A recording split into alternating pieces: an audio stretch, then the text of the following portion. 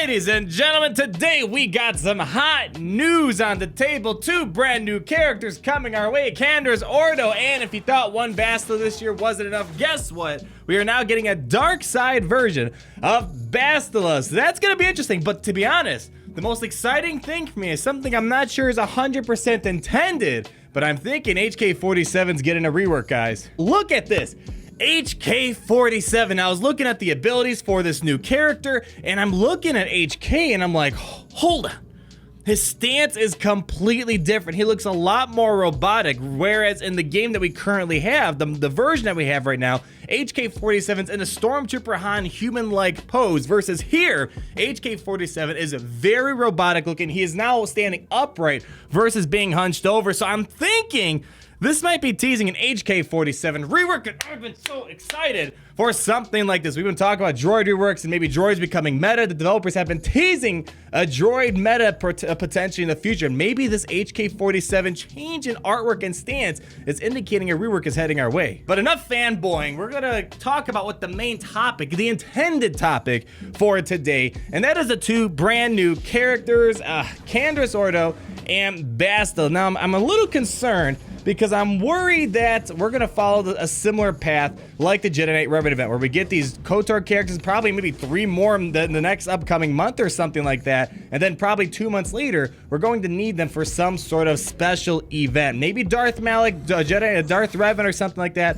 We'll talk about that more towards the end, but let's talk more about what the kits are and what they have to offer. Just one more quick note, the gameplay you are seeing right now was recorded by EA and sent to us, so I'm going to take it at face value, take it with a grain of salt until I can test it out myself, but at least we have some gameplay so we can see the abilities in action. So HK-47 is obviously the highlight for me in today's news, but the next thing I want to talk about in order of operation, I think, is going to be Bastila Shan, the Fallen version. Now, it's kind of funny, just a few months ago we got the light side version, now we got the dark side version, which makes me think they're trying to rush and hurry up to get to some sort of Darth Malak or Darth Revan. More talk on that later, but this character definitely is interesting, and Sith have been getting a little bit of a butt whooping from Jedi Knight Revan, and I think Bastila might help them out a bit. Again, gameplay wasn't recorded by me. I didn't really get a couple hours of testing it on myself, so we're gonna take it at face value right now. Look at the kit, but overall, really good looking character, and definitely the most interesting character out of the 2 that we have today. So Bastila Shan Eyeshadow Goth Edition is gonna have the Sith, Old Republic, and support tags, and here she kind of has a lot of inverted things compared to her light side edition. The basic is called Sith Assault, deals special damage to a target enemy and inflict ability block for 1 turn. She already has an ability block on her basic, and this attack deals 10% more damage and has plus 10% critical chance for each active Sith ally. So obviously you want to have her in a primarily dominant Sith team, because the more Sith that she has, the more powerful her basic is going to be, kind of like the light side version. The more Jedi she's with, the more damage and potency she gets per Jedi. So again, it's literally like a flip-flop of the light side version, which is kind of neat, I guess, and kind of amplifies that particular faction. Wild Lightning. This is where Bastila starts getting really interesting. It has a cooldown of 2, very low cooldown, and deals special damage to a target enemy and shock them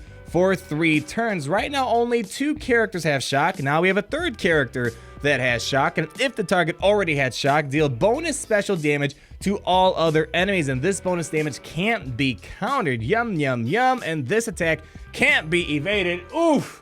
That's very nice. That's a good special attack right there, and this might make Palpatine a bit more viable, because right now Palpatine's getting his butt whooped a little bit, but having another shock character in the mix might make him a little bit better than he was before. But moving on to the 2nd special, Fear, cooldown of 3. Again, some good stuff in here. Stun target enemy for 1 turn with an 80% chance to stun another random enemy.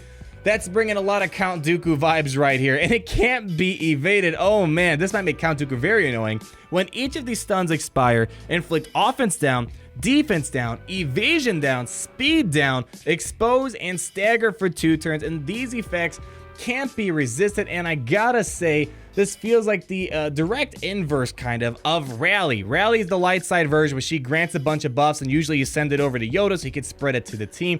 This is kind of the inverse, and man, this ability not being evaded is kind of insane, and these effects can't be resisted. This is really gonna help Sith teams to make sure they lock on these debuffs, get through the foresight. I mean, 2 abilities that can't be evaded, 2 special abilities that can't be evaded. This is definitely going to be something I see Sith using a lot if you don't have Jedi Knight Revan. And instead of Legendary Battle Meditation, we have Corrupted Battle Meditation. At the start of Bastila's turn, all enemies lose 3% turn meter, doubled against non-Jedi and non-Sith, which is kind of a weird way of wording it, and are inflicted with Corrupted Battle Meditation for 1 turn. Then, she recovers 1% protection for each debuff on enemies, and there's going to probably be a lot of debuffs with her type of kit paired with Sith. And what does Corrupted Battle Meditation do? Minus 30% critical hit chance and minus 30% counter chance, doubled against non-Jedi and non-Sith. So I don't know why they worded it like that. They could say against all enemies except Sith and Jedi. It's kind of a weird way of wording it, but again, kind of the opposite of what Legendary Battle Meditation does, because she grants potency and counter chance, which is doubled for Jedi. Here, she's able to pretty much do the inverse. She's just a complete inverse of a character when she's with her eyeshadow edition. Sith Apprentice is her last unique ability, and it has a Zeta. Bastila and the character in the leader slot have plus 50% defense and tenacity and gain foresight for 1 turn at the start of the battle. Now, if you're running a Sith team, you're probably running Traya, and if you're running a Traya team going up against Revan, Revan always attacks Traya first with his marked ability.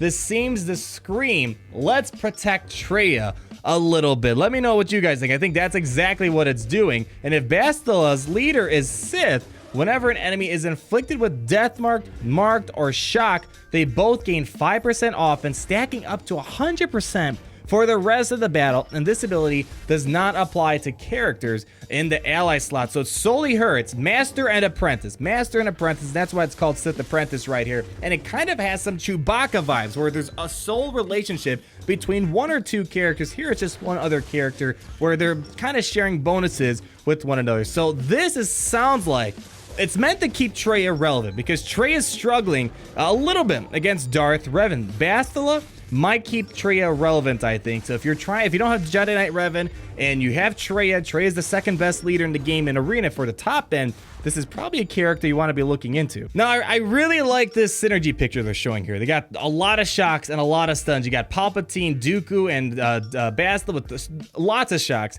lots of stuns, and tons of debuffs going around, and that good apprentice-master relationship going on between Palpatine and Eyeshadow Bastila. But if I had to guess, if you're running Traya, you want to keep her relevant against Jedi Knight Revan. I'm thinking the ideal lineup, again, I'm going to have to test this out, is probably going to be Traya, Eyeshadow Bastila, Scion, Nihilus, and probably Thrawn, since Sith Trooper's kind of he's waste of dead air because Revan goes right around him. I'm thinking that might be the ideal type of relationship or type of squad to compose. Again, I will test this in the future, but by far, out of the 2 characters, this character, I'm thinking, just on paper, has a lot to keep the Sith relevant in Arena against Jedi Knight Revan. Now, Bastila is definitely the more interesting character out of the 2 we have today, but we gotta talk about the second guy, and that's gonna be Canderous Ordo. He's gonna be a dark side attacker, Old Republic, and has a scoundrel tag as well. From what I'm told, not quite meant to be a PvP arena type of character, but he does work in certain kind of lineups. Not sure what you're going to use him in just yet because I haven't tested him.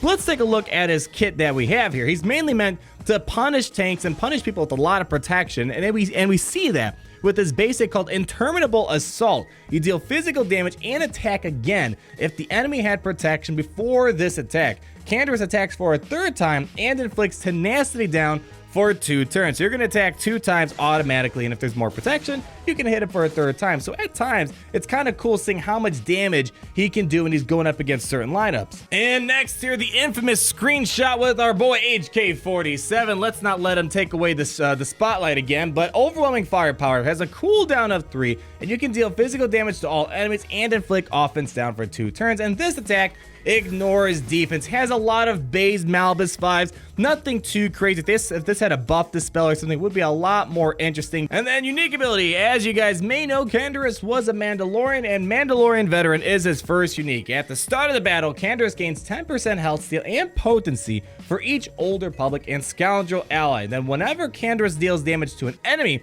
he he inflicts damage over time for 2 turns. And this is why when we go down a little bit, they recommend using him in a Darth Vader lineup. Now again, he's not going to make Darth Vader like the top meta PvP character, but if you maybe can make a decent Vader team for Territory Wars or something, maybe the Sith Raid, I don't know how much damage you can get in the Sith Raid with him. The footage we got was 500,000 in phase 2, which wasn't really all that good, but the point is to constantly get all those damage over times to stack in between Zalbar, Mission, and Canderous and Darth Vader. That's a lot of damage over times you're stacking because of Darth Vader's leadership and when you combine all the abilities of those 3 characters. And then unique number 2, I like a challenge. Canderous deals 50% more damage with Interminable Assault and overwhelming firepower to enemies who are taunting, death marked, or marked. And whenever an enemy with damage over time effect is damaged by an attack, Canderous gains 8% turn meter. And then when an enemy gains taunt or becomes death marked or marked, Canderous gains critical chance up and critical damage up for 2 turns. So here again,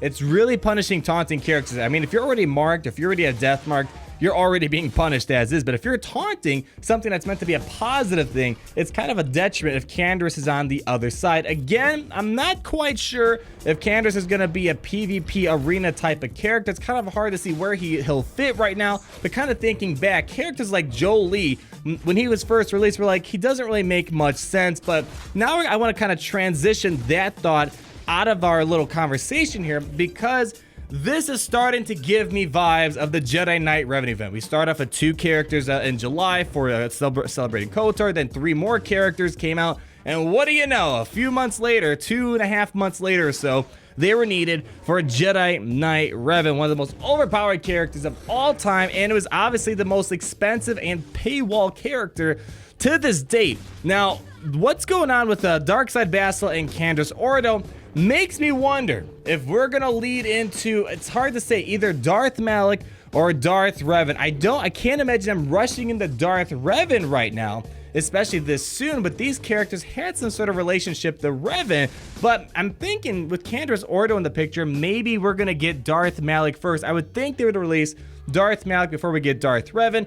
Not quite sure where they're going with this, but all I can say, guys, is be on your toes. These 2 new characters are bound to be needed for some sort of big event, for sure, maybe for Darth Revan down the road. So if you're someone that's worried that you might fall into another Jedi Knight Revan situation, you might want to put these guys on your radar to make sure you get them to 7 stars for any potential event that might happen. That's gonna wrap it up for today's episode, ladies and gentlemen. Let me know what you think about these characters down below in the comments. What are they gonna be needed for? That's what I'm more concerned about. In HK-47 rework, is that happening? I'm hoping that happens. And since General Grievous isn't happening this quarter, let's hope at least HK-47 and some droids get some love. Thank you guys so much for watching. If you enjoyed the video, go ahead, hit that like button, comment down below on all your thoughts, and make sure you subscribe so you're not missing a thing. And until the next video.